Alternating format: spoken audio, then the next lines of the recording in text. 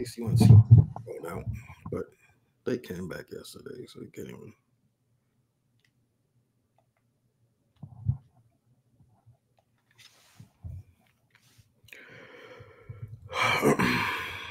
Everybody at, man? Why the comments not booming yet? Why the comments not booming yet? I know y'all got a lot of stuff to say. A lot of stuff to say.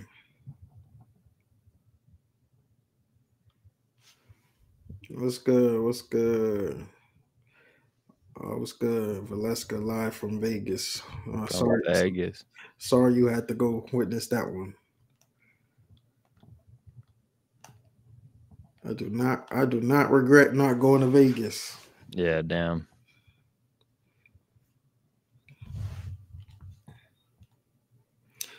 Oh shoot, I tweeted that wrong.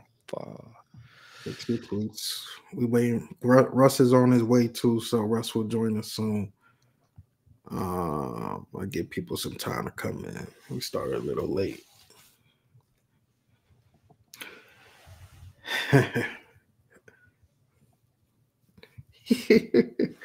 Oh man, I'm just reading the comments right now. Oh boy, what am I missing?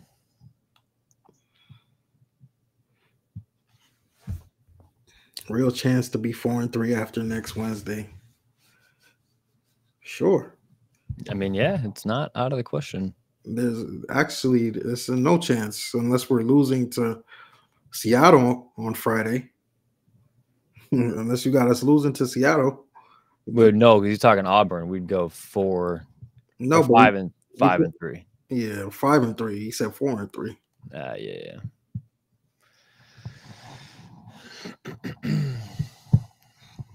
We just waiting. I'm gonna let y'all cook. I'm gonna let y'all get these comments off. Go to YouTube if you're watching on Twitter and want to comment. But I mean, you could comment here on Twitter too. But I'm very interested to seeing what people have to say tonight.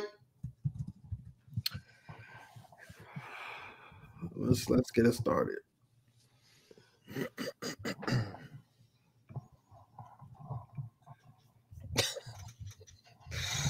I'm looking for this intro. Some of these comments are wild, man. Thank you for what you guys do, and appreciate you guys having me on. We were trying not to score and everything. We hit about 33s or something. Yeah, I mean, we kind of felt that. We kind of feed off that energy. This place is amazing. Like I really love Duke, and I love the atmosphere I'm in here. Mark Williams, beast mode. Paolo first half, he had the cramping stuff. Fair enough. Beast mode.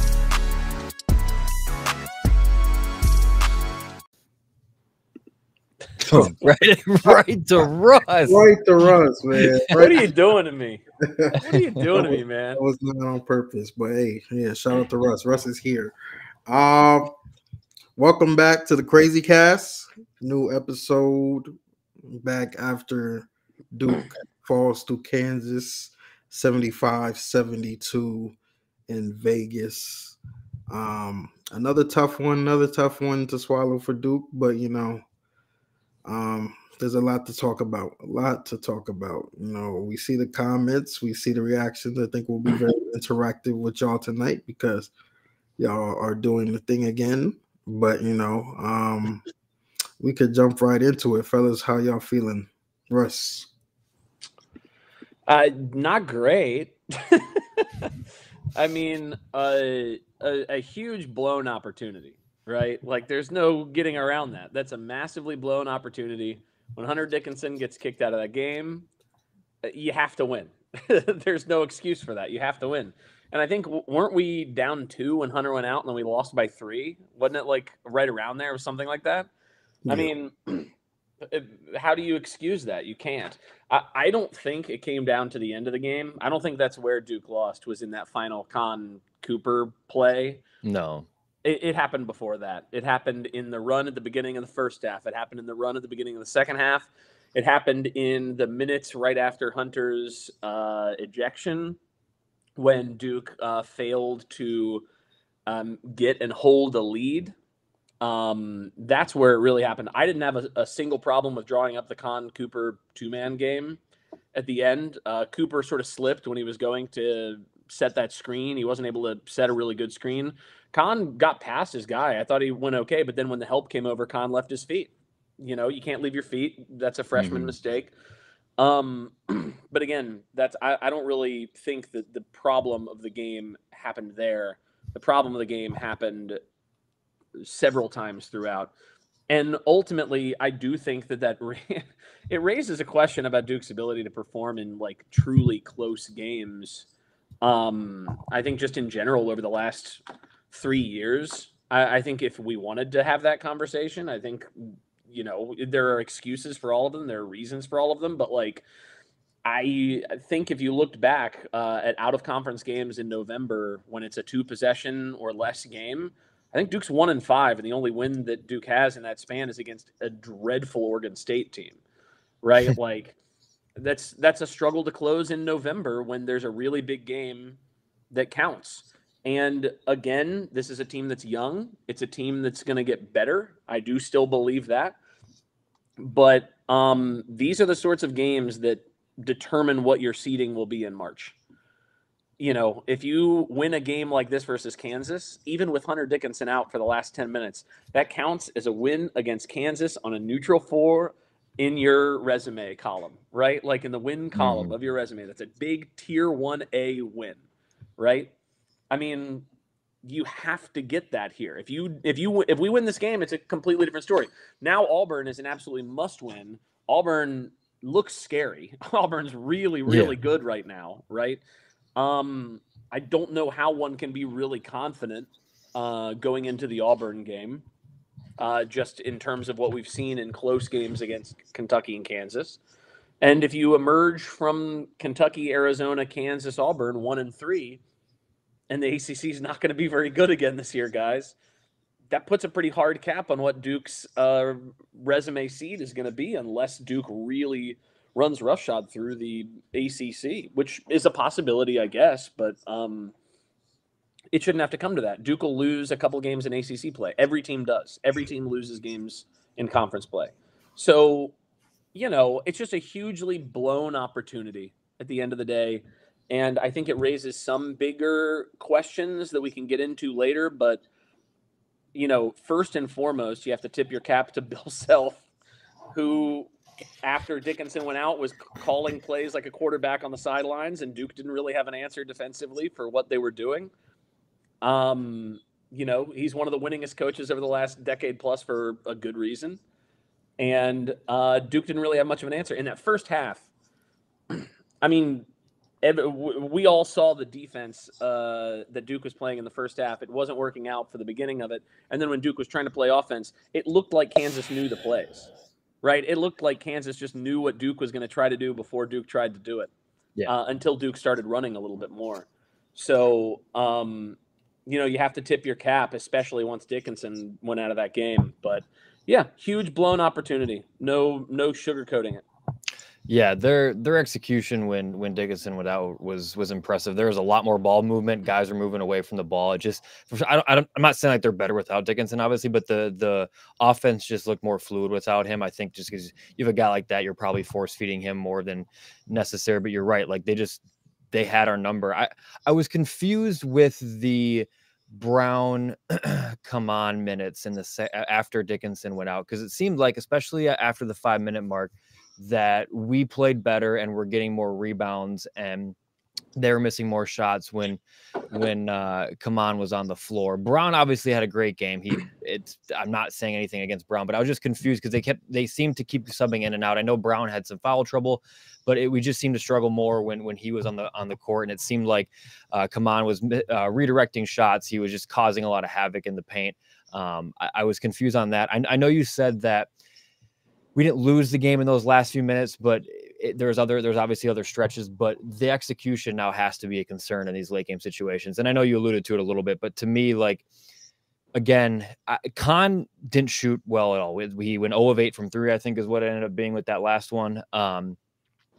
but he was our best playmaker, bar none. He had what, 8 or 9 assists tonight? 8 assists tonight. 8 assists, yeah. He became the primary ball handler when Foster got benched. I'm curious going forward how that shakes out, because if you're going to bench Foster, I'll get into that in a little bit, because I'm not going to start off by ripping one player, but if you're going to bench Foster for the majority of the second half, and you're not going to go to Tyrese or Sion to be your primary ball handler, I don't know what Tyrese has shown outside of his catch and shoot ability that makes it seem like he shouldn't be the one handling the ball. Again, Khan did a good job, but in late game situations, I get why he was doing it. Like I said, did a good job tonight, but like, I feel like I have more trust in Tyrese Proctor in a late game situation than I do a freshman in Khan, who just shooting the ball wise hasn't gone well. Him driving the lane, like, is kind of 50-50 as if he's going to make a good play on the basket or if he's going to find the open guy. Interested to see how that goes going forward. But again, I think people have mentioned it too. And most people here know how I feel about it, but we're missing a guy like Jeremy Roach right now to handle the ball in late game, big game situations. He always seemed to have the right play, at least his last few years. So I'm not saying we're not going to get into if Jeremy Roach would have made a huge difference, but we're used to having that in these late game situations, and we just don't now. Cooper Flagg has turned the ball over 3 or 4 times in the last minute of a game when the game was on the line. Khan has now done it.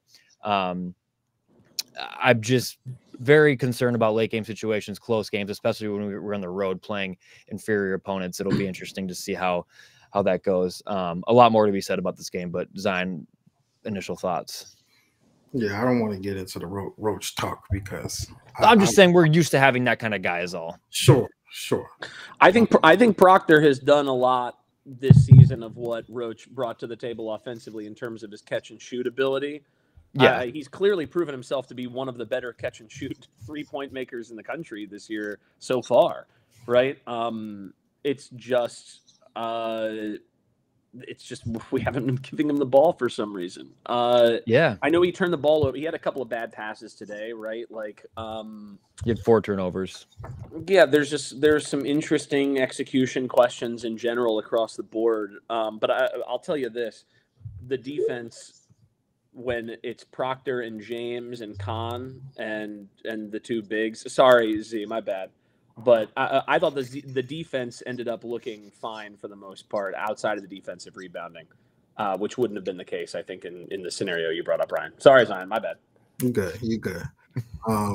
But yeah, my first initial thoughts, it was a great game overall. Great game for the non-Duke fan to watch. The I guess, Kansas fan. I mean, Kansas enjoyed the victory. It means that was a good college basketball game. I'm just gonna come out and say it. I think Shire got his ass kicked tonight by Bill Self in the first half, especially in our half-court offense, especially when they were blitzing Cooper as the ball handler. We did not adjust very quickly to that. He was clearly shook by that, and it took too long, I think. I mean, I won't say it took too long, because we got back in the game and it was back and forth game, but we should have used him more as a screener, in my opinion. Which we did in the second half, right? Yeah, we did. Which we did. Which I'll give him credit for, of making that adjustment. But at the same time, the end of game execution cannot be this bad consistently. Even to the point where I think maybe it was with 1 minute left. I saw them go ISO with Cooper, and the result was the same play we saw in Kentucky at the end of the game. He went, he drove, turnover.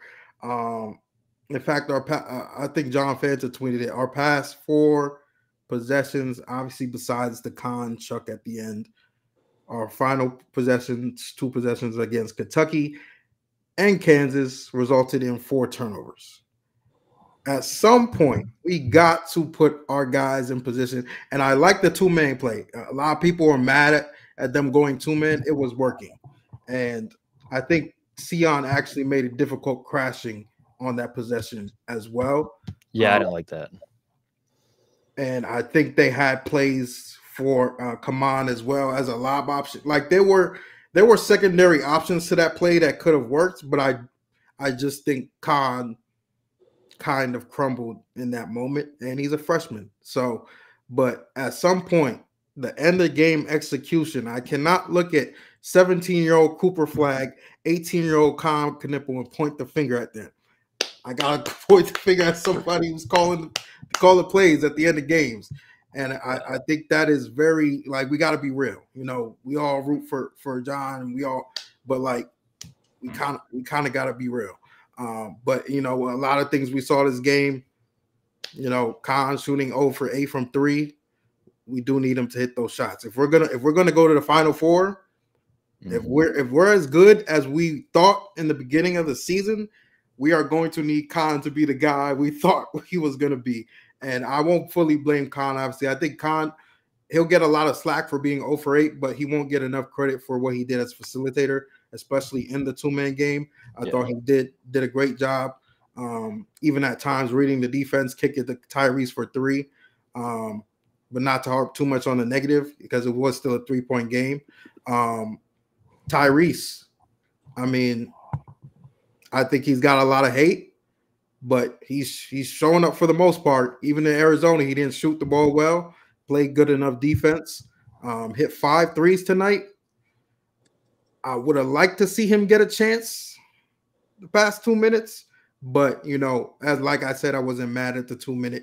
I wasn't mad at the two-man game as well, but I just think late game execution scares me right now. But it's November.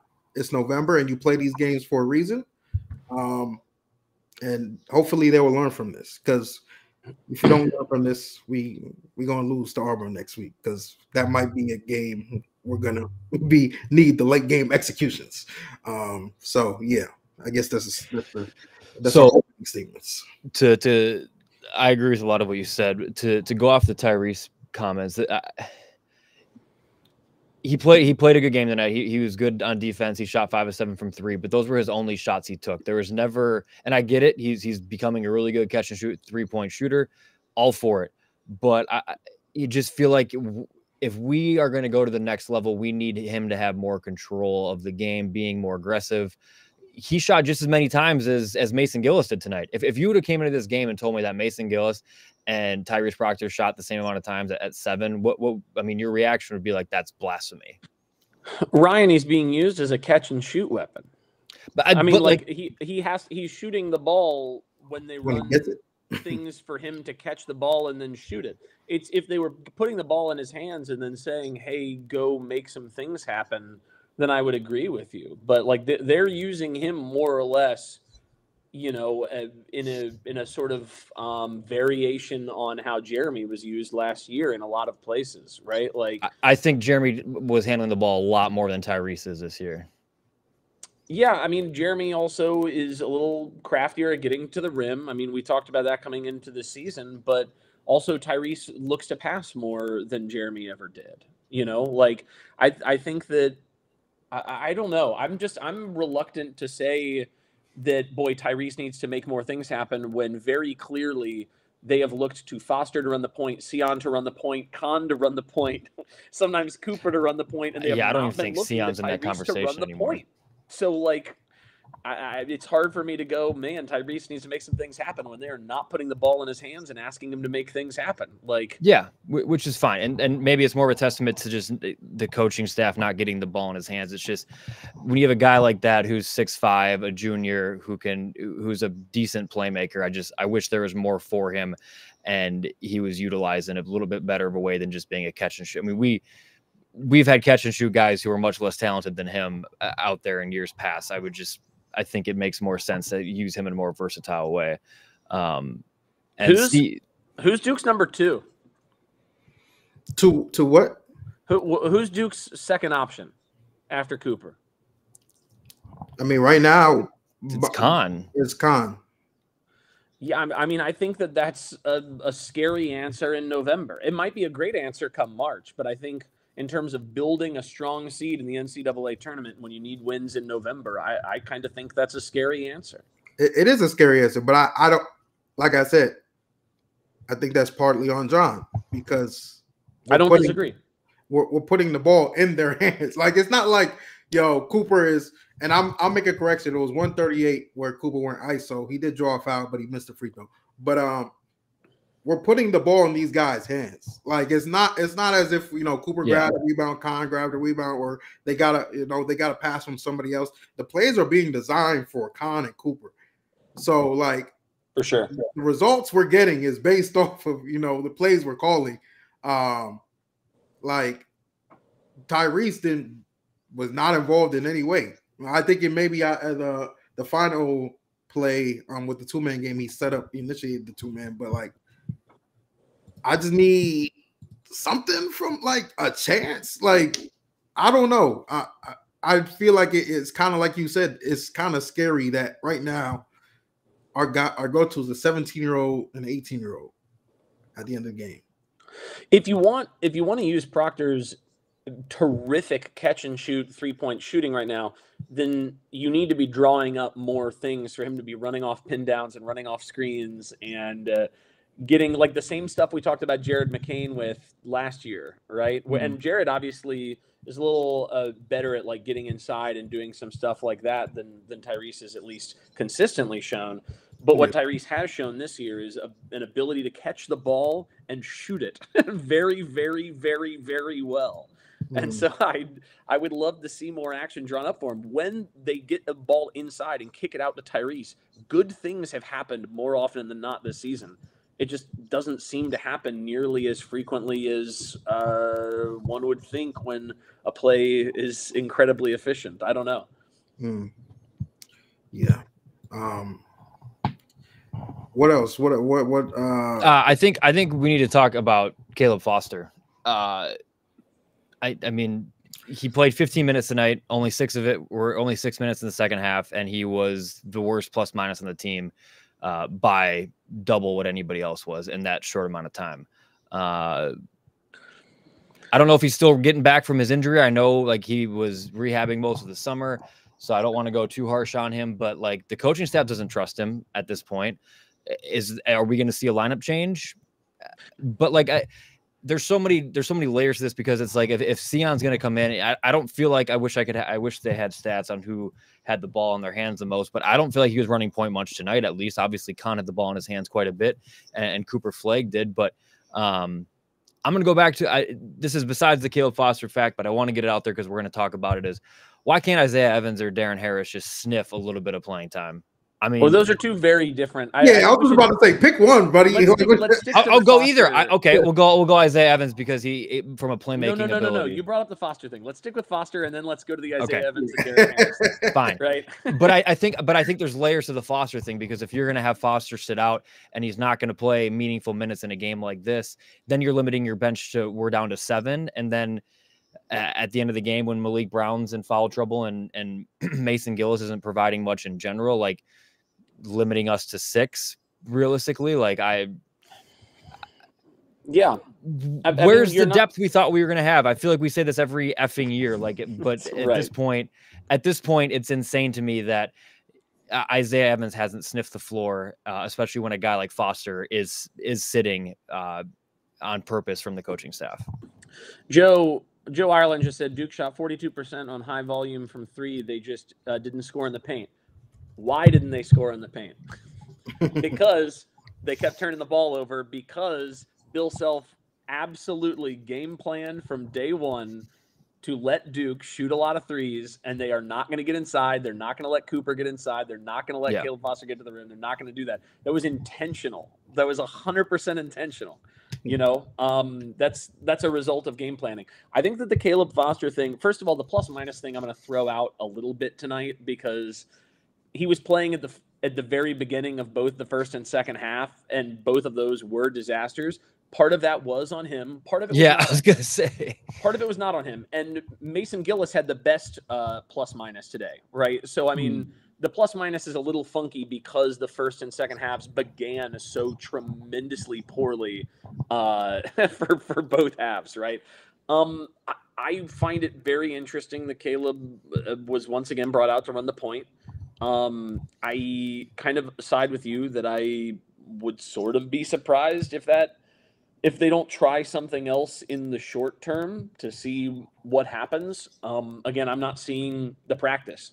I'm not seeing what happens in practice. I was talking with somebody earlier in terms of Foster Proctor, and they were asking, well, why isn't Proctor running the point more? And I do kind of feel like it must be because Proctor's been so good at shooting off the catch that if you switch them and let Proctor have the ball in his hands more, and then he's shooting off the bounce more where he's not as good, and then you're having Foster shoot off the catch, where Foster's kind of an inconsistent shooter. Let's just call it like that right now. You know, so maybe it's not as good offensively if they're in other roles, but that doesn't mean that you can't explore Khan at the point more, or Sion, or whatever, some different options. Yeah, I don't know, but Caleb is definitely clearly dealing with, at least so far early in the season. I guess I don't want to say clearly.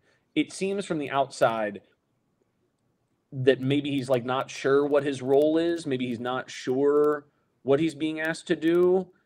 I'm kind of getting like some vibes from Caleb in the same way that like early in last season with Tyrese, it was like he seemed like he wasn't sure whether he wanted to be trying to drive to score at the rim or whether he should be kicking or like what he should be doing. And then like there was just some funkiness going on. It feels funky with Caleb right now. He does not seem in rhythm, and he does not seem like the player that, you know, we even saw in spurts last year. So I'm confused, to be honest. And we'll get to other people, man. We see the comments. We'll get to other people. I'm confused why Caleb is actually like a major topic, to be honest. I mean, our starting point guard played 15 minutes tonight, 6 in the second half. What do you mean that was that surprising to be a? I mean, it's 15 minutes, 2 for 4. Obviously, the numbers don't tell the full story. I don't think he was great defensively. I don't think his role tonight was to play the point guard position, and because we found probably better options, and because they were blitzing us, everybody was getting blitzed off ball screens. I think we just had a better options. Like Sion was a better option tonight. But I just think overall it's very tough for him to fit with this team. I think we're kind of seeing that. And I think earlier in the game when he was attacking, he was creating some good moments, but he's just not comfortable being the main facilitator, I feel like. And I think Shire's trying to believe in him because we need a point guard. Yeah. And I don't mind it long term, for the record. I don't mind letting Caleb, work it out. I don't mind that. So against Auburn, you're fine with him working it out in that game too? No, I'm not. But also, see. But what choice do we have, though? I'm not like 100% sure what they're gonna want to do. I mean, like maybe in practice they'll see something, a different road. But that's the thing. Caleb has never been. Even watching him in high school, he's always been a scoring guard. He's like a combo at best. Yeah. And Tyrese has actually been the pure point guard all his life. Yeah. So like this role for him is just not. It's not what he's used to, and he's not. We don't necessarily. I don't think he feels comfortable being a straight scoring guard because you're not supposed to be in this with the amount of talent you're playing with. So. I don't know. I just don't feel like he feels comfortable in this role. But I also think Sion's a better player. Just like that's what it is. Yeah, because he's also got 3 more years experience, right. And I mean, I think the big reason why people want to talk about Caleb right now is, I mean, when you looked at the big games last year, let's call them. Again, the KenPom Tier A and B games. I know you don't like KenPom, but let's just say the 15 biggest games that Duke played last year, Caleb shot 52.8% from 3 in those games, admittedly on like 2 to 3 attempts per game, and shot 64% from the free throw line.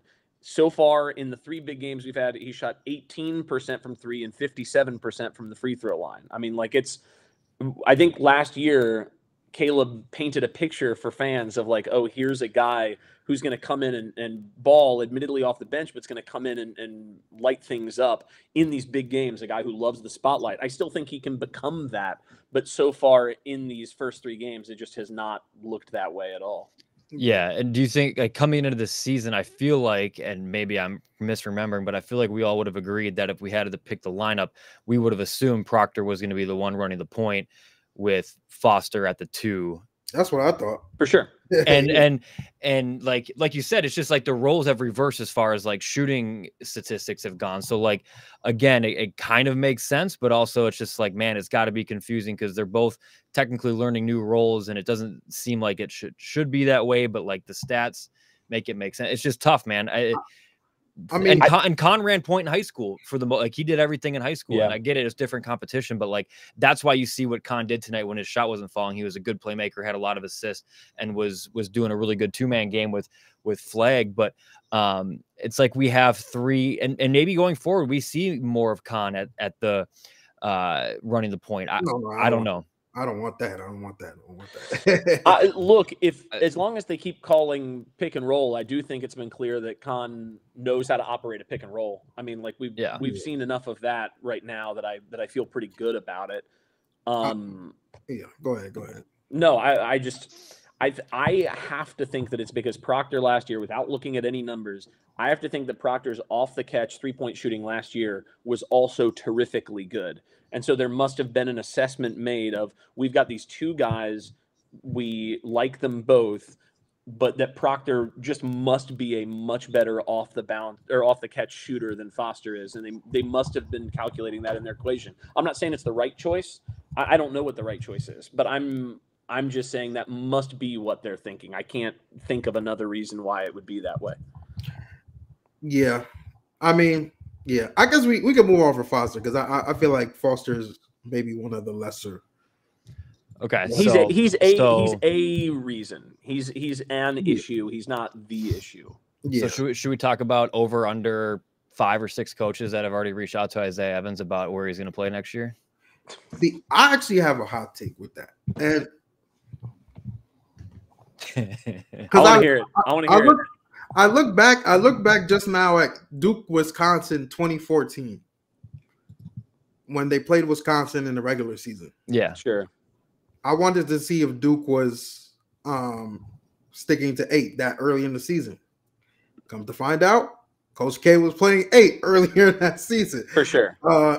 I think in these big games, Shire is trying to mirror a rotation that is going to be the rotation in March. I personally think we still could extend it a bit, but I give him grace for that aspect that he's trying to mirror what it would look like in March. I just don't like it because I feel like we have a very talented dude that if he can give you 3-4 minutes stretch early in the game, try it. But yeah, go ahead, Russ. I was gonna say it was 8. It was 8, and then it was 8 again once they kicked Suleiman off the rotation. Yeah, so and then replaced him with Allen, right? Like, so it was 8 the whole way. I mean, I think that a lot of teams are probably reaching out. I would hope that Isaiah Evans and Darren Harris both would have seen when they chose to come to Duke, look, this is a multi-year affair. This is a learning year for Evans. It's certainly like putting muscle on and learning how to defend at the high major college level. For Harris, I'm sure there's an element of that as well. Certainly there will be a lot of turnover this offseason. So again, I'm hopeful, but also I also can't blame the coaches for thinking, yeah, let's reach out because these guys are mostly riding pine. I tweeted at some point earlier, I would have rather Duke lost and played a few minutes of Evans and Harris just to see when it was looking really sticky, when, you know, Gillis wasn't playing terribly well, Foster wasn't playing, period, you know, just trying some new things. It might have looked like desperation in the moment, so I get maybe why they wouldn't do it also, but like, man, it's hard to fathom when things aren't looking like they're going well, why you wouldn't just like play him 2 minutes, like just to see, just like, if there's a stoppage of play at 16 minutes and 45 seconds and then you put them in until the under 16 just to like let them run a play or two, just to like see if they if they see like they fit out there in a game like that, I don't know. Yeah, and it's tough because you see them, and if we're seeing them in the games against teams that are obviously bad teams. They've played, and I think Isaiah at least has played in all 3 games. He's shooting 50%. It's just it's just annoying because I do feel like you said, I would like to just see what he could provide in that situation. And again, they're not even playing against the bad teams, dude. I mean, Isaiah played 12 against Wofford, 9 against Army, and 7 against Man, that wasn't real minutes. They were up. By, that's what I'm saying. I'm not saying playing real minutes. I'm just saying they're getting some run. Obviously, it's against lower level teams, and Isaiah's performing fine in my opinion. I don't have advanced stats up here against those teams, but I just don't see how he could hurt or do anything that much worse than what Mason Gillis was providing tonight. And he's a much better playmaker than Gillis. You can't convince me otherwise. I don't care that I haven't been in practices. Like, Mason Gillis is not a playmaker by any stretch of the imagination. He's out there to be a solid defender and catch and shoot threes from the corner, and he can't do the latter there. So it's to the point where at least Isaiah can do some sort of creation. He's going to get shots up. I just love his attitude. I hope we're not going to lose him this offseason because of what's going on right now. I mean, Duke scored 1.06 points per possession today. I know we lost the board significantly and turned the ball over 16 times, but I don't even think that scoring was the biggest issue that we had. The issue is we could not get stops, period. Especially in those first, the beginning of the first half, beginning of the second half, right after Dickinson went out, we could not get stops. So when that's the issue, then I don't think running out Evans and Harris are necessarily the things that would fix it there. I just mean in general, seeing them a little sprinkling here and a little sprinkling there is something that I think is worth a spin. I think it's more so with and it goes back to the half court offense. This is genuinely I'm hurt and disappointed more by specifics than the whole team. The half court offense is disgusting. It is nasty, bro. Yes, in the second half, I think we got better, especially when we went to that 2-man game. And just using Cooper as a screener in general, but we just right now it doesn't, and I understand it's November. We don't have enough in that offense. We don't have many options in the offense right now. I get, Shire and even Coach K, they keep a simplified playbook, especially for a team that is young and people that know college basketball, but it's just not enough. I'm even wondering why we've never really put Kaman on the block to post him up. When Dickinson went out, even against Dickinson, why is Kaman not getting a touchdown there? He took 2 shots tonight, dude. That's insane. Keep going. Sorry.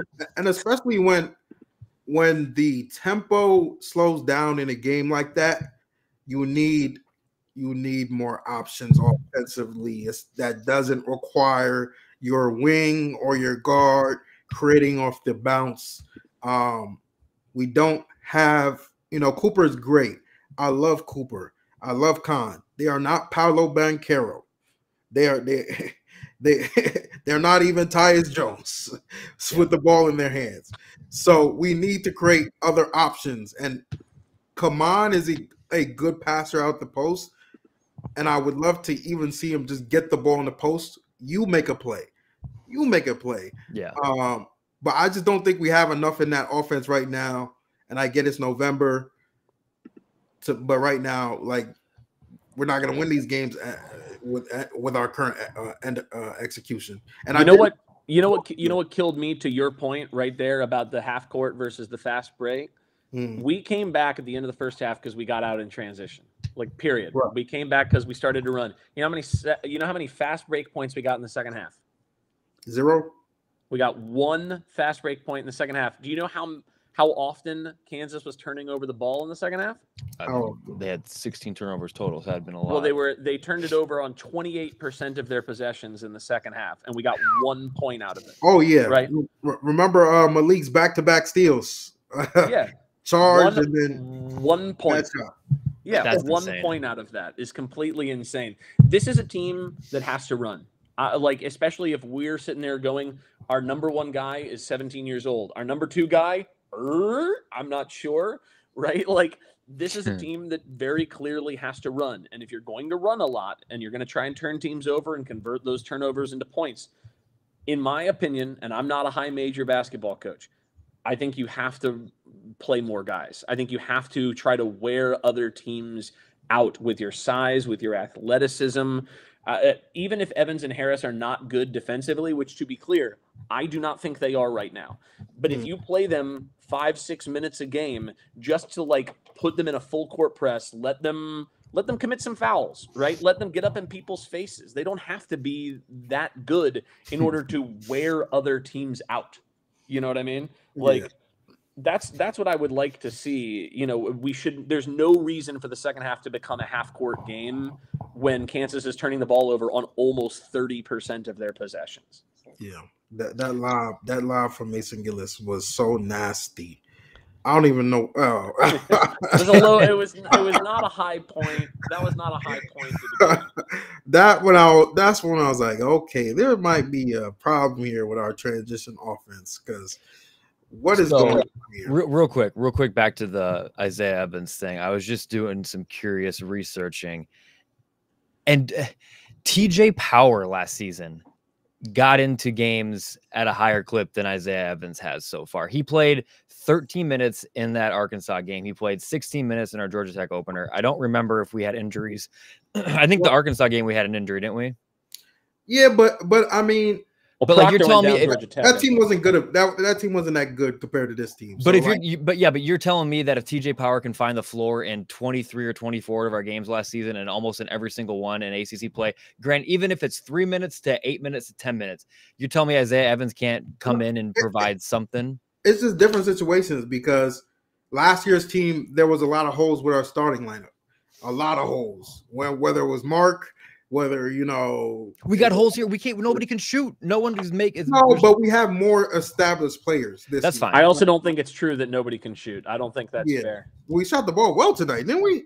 We shot the ball from 3 quite well, as a matter of fact. Yeah, 42. But I'm trying to. Playmaking wise is what I should have said. All I'm trying to say is if you look at guys in the past who have gotten run, and you look at a guy like Isaiah Evans, I'm not asking for him to play 20 minutes a night. I might be asking for him to play 10 minutes a night. I'm asking for 3 to 5 minutes to provide a spark at that, like, 5 to 6 minute mark in the first half, and like 10 to 8 minute mark in the second half. Like, just to see. Why not? You can't convince me he can be that much worse than Mason Gillis. I don't fully disagree, but I just don't think it, like, especially when I brought up the Wisconsin thing for 20, I don't think it's a matter of they're the reason we're losing these games. I'm not, but again, when your point guard is not able to score a lick and is not playing well and gets benched, and we need offensive firepower. We scored 72 points tonight. What did we score against Kentucky? Like, not high scoring games by any stretch of the imagination. When looking for offensive firepower, just take out Isaiah Evans or take out Mason Gillis and put in Isaiah Evans, and I think you have a better offensive rotation to put out there. That's all. He's definitely a better player than Mason Gillis. That's for sure. 100%. Okay. So then there's no argument there. Like that, I think we're all in agreement that, like, there's no reason why Isaiah Evans couldn't get what did Gillis had tonight. He had how many minutes? 15 minutes. You tell me he could have 10 and Evans couldn't have 5? Come on now. I mean, sure. But like I said, I don't think that's the difference in us winning or not is 5 minutes. I just think in a 1 possession game, Isaiah Evans comes out there and I mean, like, this is easy to say. Hindsight's 20/20 here, because if Mason Gillis shoots 2 for 5 from 3 instead of 1 for 5 from 3, then I don't think people are going like, yeah, oh, but God, the ones he what missed a were awful. Mason Gillis. Like, it's literally like one more 3 that he sinks, like, makes. Granted, it makes a difference in the game, and that's why he's here, is to make those threes. I get that, but also, it's hard for me to go with a guy who, if he makes one more three, I don't think anybody's talking about him as like, oh, this is not going well for him. You know? Again, there's more layers to it than just tonight. I do think it makes a difference in a game like tonight and a game like Kentucky. But for me, it's it's showing Evan. Like maybe I'm higher on him, and I don't see him in practice, obviously. But like I want Isaiah Evans at Duke next season really bad. I think he would. We're going to lose enough guys to where he's going to have a big role, I would assume. So like I said, there's levels to this, there's layers to this, but again, I do think he could make an impact in these close games. Yeah, I agree. I want both Evans and Harris here next year very, very badly. I think they're both very, very good basketball prospects. I don't know. I'm not. Yeah, we're not blaming the loss on not playing Isaiah Evans. That's what I will stand on. It's not. We didn't lose because Isaiah Evans did not play. I'm not saying that either. I hope it's not coming across that way. It is coming across like that. I'm saying it could have made a difference. That's all. We lost for a lot of different reasons. Yes, but I do think he should get a chance. I think he should get a chance. I think we all agree he should get a chance. But let's talk about Maluwatz. Someone said talk about Maluwatz earlier, begging us to. So. What happened to the high-low game of him and Cooper? I felt like that. I don't think it was against the zone, and I feel like Cooper is a playmaker as well, a guy who can pass the ball pretty well. Get it to him up top, have Maluwatz on the baseline, and that's another way to get him the ball. And if they collapse down on him, then you have Cooper there and you have guys on the wing that can catch and shoot. I try that more. Like you said, our half court offense is stale as can be. Why not mix it up with the sets? I mean, I don't know. Yeah, like I didn't see any high low that they played tonight. But no, not tonight. It was. I think it was either against Kentucky. I wasn't against Watford. I didn't watch that game, but it must have been against Kentucky when I saw it last. But why not get him the ball somehow? And we're obviously not doing it when he has a size advantage inside. So well, how would you grade his performance tonight? I mean, he did. I see a lot of comments saying he had 1 rebound. Definitely. That's not good. Okay. Well, hold on. There's a He difference. also did not have a size advantage tonight, really, like, to be clear. Sure. Not until Dickinson went out. But the thing with him is if you're the guy that's going up and contesting every shot, you're not going to get a lot of the rebounds either, in my opinion. Like if you redirect shots and you're going up against the backboard or trying to block the shot, you're fading away from wherever that ball is bouncing. So that ball on defense is going to go to somebody else. Again, I thought he played better once Dickinson, like he was the better matchup for us when Dickinson went out. Malik Brown it seemed like he was doing a better job on Dickinson, but once he went out, these comments are funny. Was that? No, these comments are crazy. Go ahead. 7-2 male. Sorry, I'm just reading them now. Jesus Christ. PJ Palmer, man. But yeah, I felt like I was confused, and I tweeted it. There was a minute and a half left in the game, and we were subbing Brown out we were subbing Kaman out for Brown, and I just felt like we weren't getting rebounds with Brown in the game. And as soon as Kaman came in, he redirected 2 shots, and we got defensive rebounds right away. So confused a little bit by that. I don't know if he's on a minute restriction at some level, but like that was weird. But back to the rebounding point is because he contests too much. That's correct. Sometimes he takes himself out of the play way too much. And I think that's why like Malik is better at points, because Malik just looks to box out. You know, there are times I watch Malik. Sometimes it works, sometimes it doesn't. Like there'll be a guard driving the lane, and he'll let the guard, starts at the guard, get back into rebounding position. If the guard misses, he gets the board. If the guard makes it, he makes it. But like, come on, it's just jump. I want to get the block. Hey man, if I was 7'2" with a 9-foot wingspan, I'm jumping at everything too. I get it. No, but you shouldn't, Ryan. No, I know, but like he's been playing basketball for 5 years. Everything's got to seem reachable at this point. I think Zion is dead on. I think the defense was significantly better when Malik was in the game. Before Dickinson went out, in my opinion.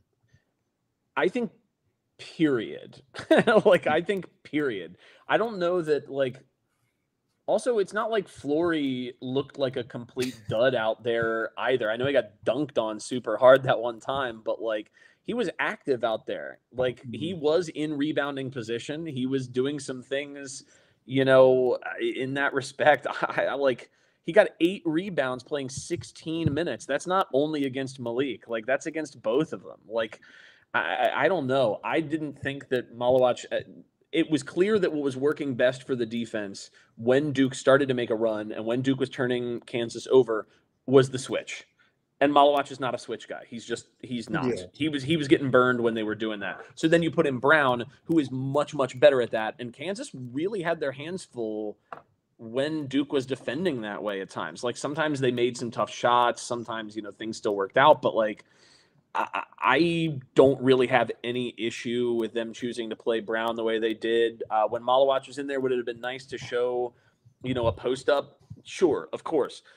But I would also prefer to see that more in the games where we're not playing against, like, you know, teams with size and age and strength. Like, let's have him start to do those things more frequently against those mid-majors. Let's work our way up to asking him to, you know, do post-ups against Kansas, right? Like, but we haven't really been doing that much this year either. So asking him to do it against Kansas, even once Dickinson was out, I think is a pretty big ask. Yeah, that's fair. That's definitely fair.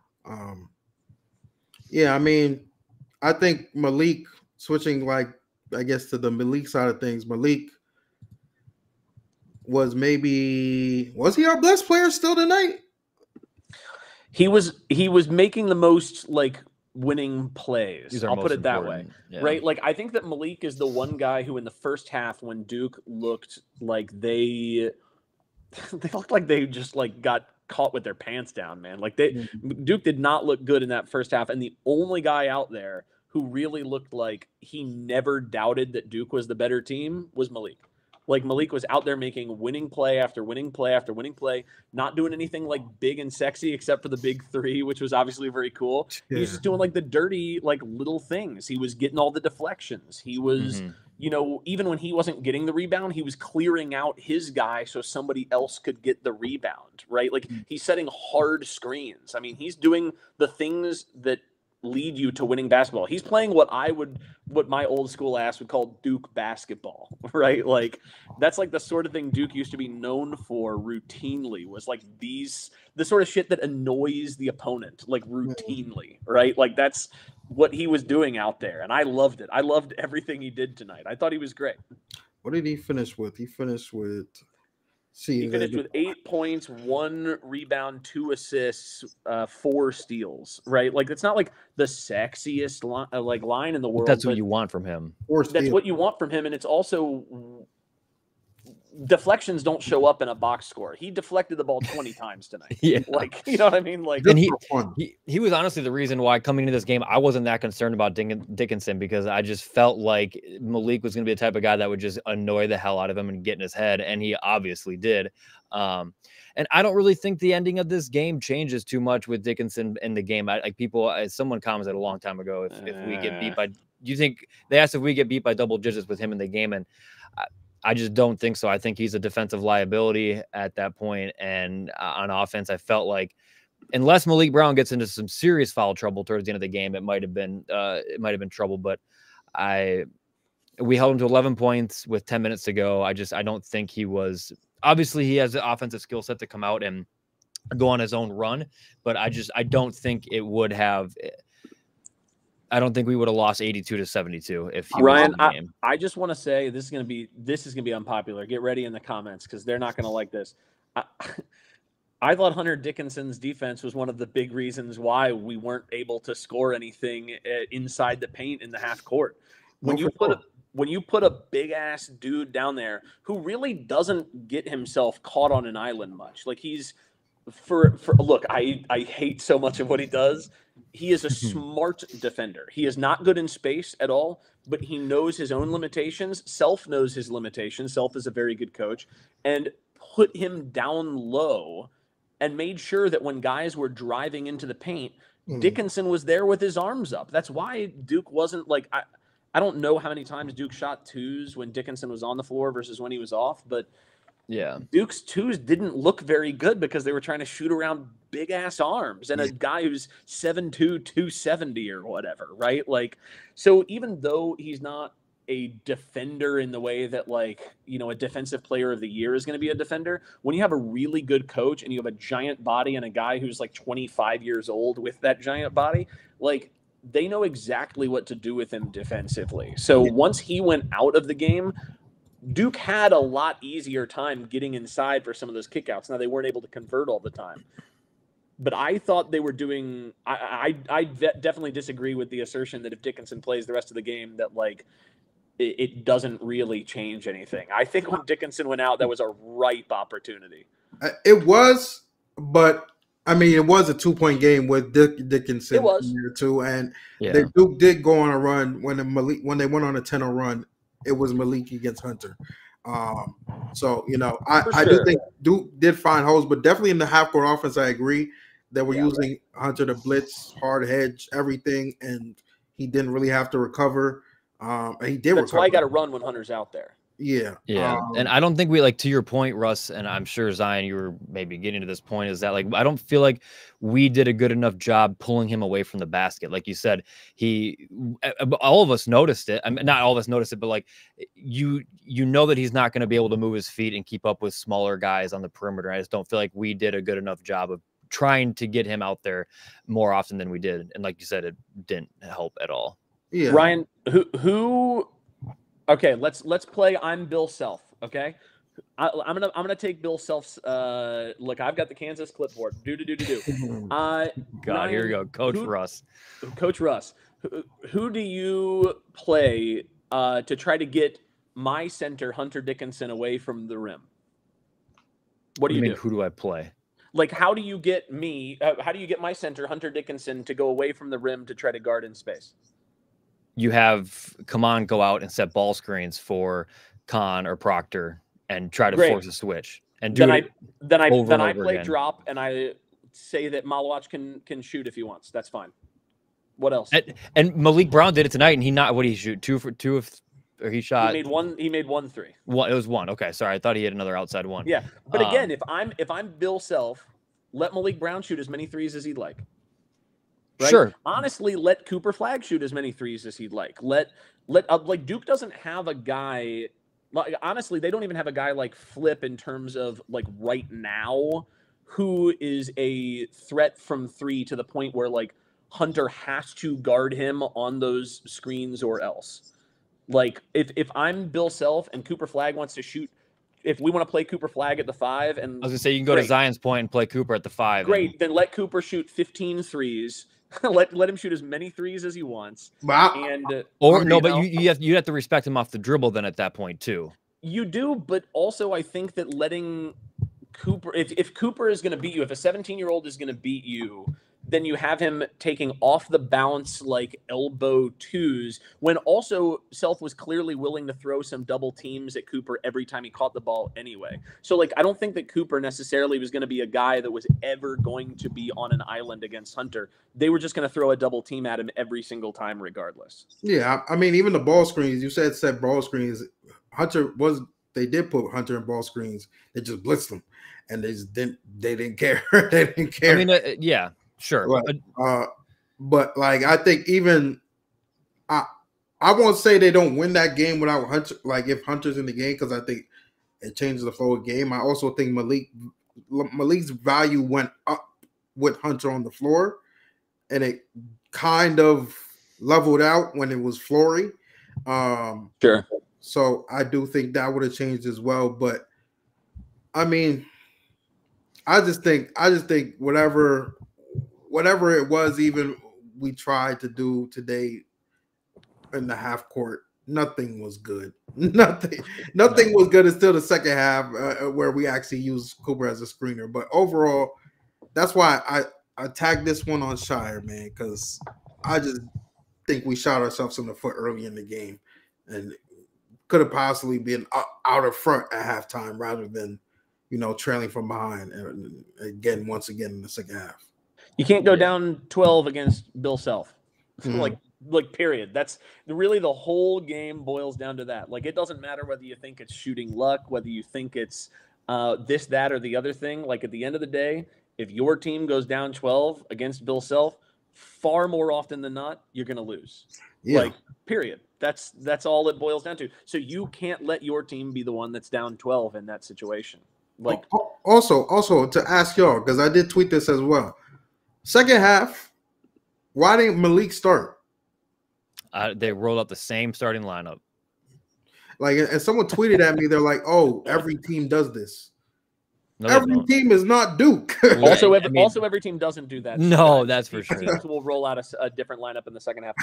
What I wanted to know is why they didn't, when they drew up the first play and immediately got that second foul on Hunter, why they didn't just like keep doing that. Like, you know what I mean? Like, I thought it was so clear that Hunter was affecting Duke's half-court offense in a major way with his presence there. You've got to get his big ass out of the game, right? Like, so it worked right away. Why don't we just immediately go back to that? Or why don't we go back to it every like 2 or 3 half-court possessions? And like Cooper Flagg is fast. Cooper Flagg also theoretically should get, he's not going to get the type of whistle that Hunter got clearly for the most part today. Oh my God. But it's not a bad idea to keep seeing what you can do with that. Like, play the numbers game. Try to get him out of there. Yeah.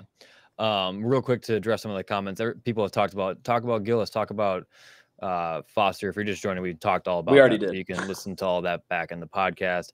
Also, Auburn is destroying UNC right now. They're up by 18. Did they open it up again? Yeah, they're up by 18 with 17 minutes to go. A lot of time left. Okay, now it's on. Hey, 15, Ryan. Yeah. Dude, people don't know our private text chain. There's been a tendency this season where somebody's gonna tweet some shit 6 or 7 minutes into a game, and then it all flips on its head by the end. You know, it's happened a couple times already. Oh yeah, already. Yeah, let's let this current result ride before we start commenting. That's why I didn't say nothing about the dating game yesterday. I was up watching late. I would have texted y'all. I said, nah, let me not even do it, man, because you know. And they ended up coming back anyway. Yeah. Auburn is, to Derek's point, Auburn's not the last chance to be a big resume builder, but it's a huge chance. We still have Illinois later in the year. I mean, we'll have UNC twice.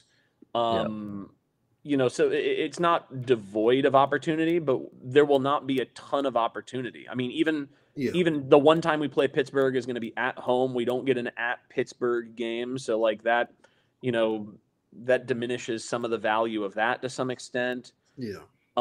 Just gonna have to win a lot of games this over the next 3 months. Yeah. This one hurts, man. This I won't say Kentucky hurt, but this one hurts because it was right there for us. And like Russ said, it was like they both were, man. Opportunity. This one, but the Kansas one is worse. I mean, because you have Dickinson out. Yeah, no, I agree. I agree. Like that's what's gonna hurt if we look at the end of the year and they'll be like, well, they're 2-2, where it's top 25, well, whatever. Maybe we split with UNC and it's 3-3. But like that's this one. This one could have set us for the rest of the year in a way. Like correct. Because I think I'm still confident we beat Auburn at Cameron. I think the home court advantage will play to us. But okay. Their username is sarcastic intent, so I'm not even gonna acknowledge that comment. Calm down. But yeah, this one was like, dang, 1 seed end of the season. This might be like a flip for us. But it puts a lot of pressure on us for next week for sure. Like, we don't get that game, failed non-conference slate. It's a failed non-conference slate for us. But if I'm not mad at 2-2. Yeah, I mean, Duke just has not, like, it's just so hard to be confident going into that game. Like, we'll be favored in Vegas, I'm pretty sure. I mean, I guess it depends on how bad we were favored tonight. We were favored tonight. I don't know how many times Duke has won against a top 10 Ken Pom team under Shire so far. I mean, like, lost to Kansas 2023, Purdue 2023, Tennessee 2023. We beat Houston, but also like Jamal Shed went out. Does that change things? I don't know. We lose to UNC twice last year. We lose to Arizona last year. We went tonight, and you would have said we lost. They lost Dickinson. So. Yeah, that's true. But at least with that one, like when you beat Houston at the end of the year and you win that game, it's a like survive and advance. It's not a let's build a resume. It's just win by like no matter what, and it doesn't matter. Like beating Kansas without Dickinson is a resume builder because they don't care in the committee. The committee wouldn't have known that Dickinson didn't play those final 10 minutes. They don't know. Like they don't know those things. Yeah. So like it wouldn't have mattered. It would have just looked like Duke beat Kansas, period. So like Duke just hasn't really had a good resume against top 10 type teams, and really even top 15 type teams. Like we beat Baylor that was 15, we beat Xavier that was 15, but like Michigan State 16. I don't know. Like we just haven't faced a lot of teams that are as good as Auburn. Like very, very few, in fact. Yeah. So and Bruce Pearl is a fantastic coach. They've got the player of the year playing in the paint on both ends of the floor. So our big men are definitely going to get tested against Auburn in a big, big way. Auburn offensively is just unreal. Defensively, I mean, they're top 10 of both offense and defense right now. Like, did our defense drop tonight in your favorite KenPom? I don't know that they did actually. Well, it did. I just don't know that it dropped enough to not be number one anymore because we were so highly number one after the Arizona game. But we're also early enough in the year where one giant result like the Arizona game, it puts a finger on the scale in a big way. And I don't think that KenPom probably thinks that like even though Kansas scored like 1.07 points per possession. I don't think that KenPom thinks that's like the worst thing in the world, quite frankly. I think given the Dickinson situation, we should have done better defensively, without question. Yeah. Defense was definitely they exposed us a little bit tonight. They were hitting some tough shots in the beginning, but like even toward the end of that game, the amount of shooters we lost, the amount of times we saw someone scrambling to the corner because someone was open. It was too much. How do you come off Rylan Griffin, man? Like, yeah, that one hurt me so bad. How you come off him is completely inexcusable. Some of the tough shots they made, fine, you give them that. Like, they've got some good shot makers on that team, but like, if you don't come off Rylan Griffin, they don't make that three, and maybe it's a different game. Like literally the entire game, you can sort of pinpoint little obvious things that shouldn't be happening. Yeah. Con was not great defensively. I mean, Cooper wasn't great defensively, and I don't think the tape is going to be friendly to him either. He got cooked by a couple of the faster guards in that switch. I mean, like credit to Bill Self for going, hey. We've got a 6'5" guard who's not like lightning fast like Zeke Mayo or whatever. Like he's a good guard, but like he's not like a freak athlete or anything. And they're like, just put him one-on-one against Cooper Flagg of all people. Like that's trusting your guy. That's watching the tape against Cooper and thinking, hey, if we get him on a switch, we think our guys are crafty enough to like get him caught looking for a turnover, right? Like It's hard to beat Bill Self. You have to play such a good game. Yeah. Things have to go your way. Yeah, and I think Shire he's gonna need a resume win for himself. I think very soon. Ronnie Mack, you're wrong. The committee does not know when guys miss games due to injury. Like they did factor Zion in though. They do so when they factor in things when it's convenient for them. Like when they want a team to be on this line, then they'll factor it in. But like what was the year when Grayson missed like the one game due to suspension and we lost that game? Like that wasn't factored in. Like, there are things like that where just if they don't want to factor it, then they don't factor it. They're not going to factor 10 minutes of this game in November. Most of the people, they look at the sheets. And they don't watch a lot of the games. Like, what didn't Condoleezza Rice run like the committee one of the years? Like, she's not watching these games. You don't know she has no idea. It's ridiculous. All right, so this sarcastic person wants me to address the 5 to 7 seed. this team is far and beyond better than last year's team for sure, in my opinion. The year prior, you can maybe make an argument, but we're still in November. I'm not at this point in the season. I'm not thinking 5 to 7 seed. I'm thinking 2 to 3 seed at this point, 2 to 4, whatever. But Yeah, that's I mean, a 4 seed would be a calamity with this lineup. I 100% agree. That's why I'm just saying, like, calamity. Like we're shooting for 1 through 3 right here, and anything less than that would be, or worse than that, higher than that, whatever, would be a devastating season. We are shooting for 1 and 2. We are not shooting for a 3. Yeah, we get a 3 this year. Yeah, that's a failure of a regular season. Hold on. Put up Brad's comment. We're already talking about winning the ACC tournament. Well, I mean, I think there's a fair point baked into something like that, where, like, you know, Duke's gonna have to, like, only lose like 3. No, I get the regular season part, but talking about the tournament is come on. Also the ACC tournament, the last game or two, the committee also clearly does not factor in. No, like, we've seen that over the years now. Yeah, like, you know, Duke needs to be. That's why when we talked, I think we talked in the offseason about, you know, how you measure success. And look, there's variables in tournament play every single year. Sometimes you lose a game early. Sometimes you get a deep run. Sometimes you get some nice shooting luck in the tournament. Sometimes you get bad shooting luck. But what you can control is how you perform over the course of a regular season and what sort of seed you can consistently put out. Like, if John Shire is able to get top 2 seeds every single year, he'll break through. Like, almost every team that gets 2 seeds all the time gets Final Fours. They'll get to a championship game appearance. If you get to enough of those, you'll win a game, right? Like, things happen when you have very high seeds. But if you're in the 3, 4, 5 seed range consistently, it is exceptionally hard to make those sorts of runs and get the sort of luck that you're looking for on a consistent basis. So, like, you got to play the odds. You've got to get those high seeds. And, like, if you're losing these games out of conference and you're in the worst high major conference in terms of regular season performance year in and year out, like, it's just going to be hard for you. Yeah.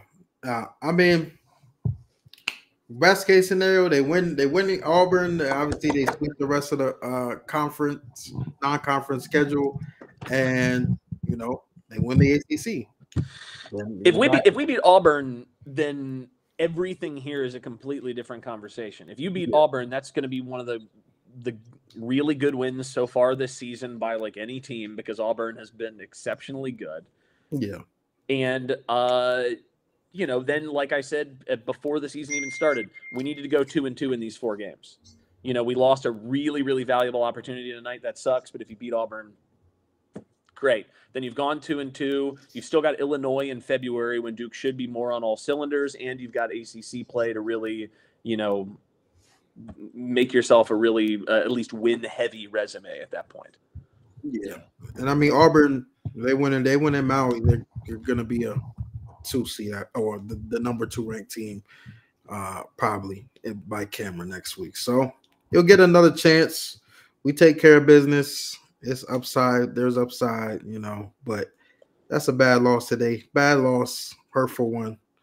I will say, because I'm watching this game back, Caleb Foster, he did look ugly in the beginning of the game. Handling the rock. I do have a question, though. If Foster does get moved to the bench, is that not a case to play Isaiah Evans? Because if we don't have enough trust in Foster to start, then should his minutes as a bench player still be valuable as a starter, like, compared to it being a starter? I think there's a difference between trusting him as, like, your starting point guard and trusting him as a guy off the bench who can come in and be a flamethrower. Like, I think that we saw last year in a number of games, not all the games, but in a number of games, he can just come in and start to make things happen because he's hungry off the bench. So I'm not convinced that that's the case. More than anything, I think the fact that Duke has been pretty good about, you know, forcing turnovers so far this season, and we've got all this height and we've got all this athleticism, I think the argument is you try to play as fast as you can. You try to play in transition as much as you can. You try to run other teams absolutely ragged. And if that's your plan, then playing more minutes to more guys will help keep fresher legs over the course of a game, over the course of a week, over the course of a season. That, I think, is the real argument for playing guys like Evans and Harris. Yeah, that's fair. I agree. I mean, Shire came on the pod, said, you know, they want to play with pace. So we'll see if they adjust from there. But yeah, tough loss tonight. We'll be back next Wednesday. Yes, sir. Next Wednesday. We got Seattle on Friday. Seattle on Friday. Hopefully that's a 30-40 point victory. But yeah, you need them one next Wednesday. That's you got to treat that game like a national championship because it's gonna matter in March. But people are gonna be mad when I say this, but don't look ahead of Seattle, man. Like, nah, I'm looking at it, bro. Hey, I've seen their numbers too. I looked before today. They're 2-3. They don't have it. They didn't beat it. They lost to 3 mid majors. I'm pretty sure.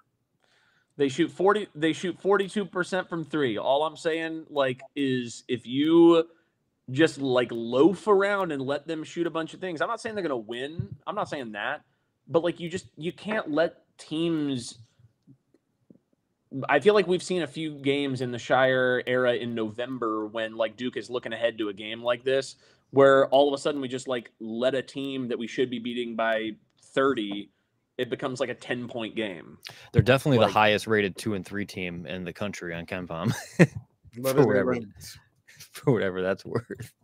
I mean, listen. If one thing Shire has been good at in his tenure here is beating up on small schools. So I expect us to win by 40 points. 40 I hope so. I don't want it to be like a Southern Indiana thing last year, or obviously like the Oregon State game was brutal. You know, the Bellarmine game was not ideal.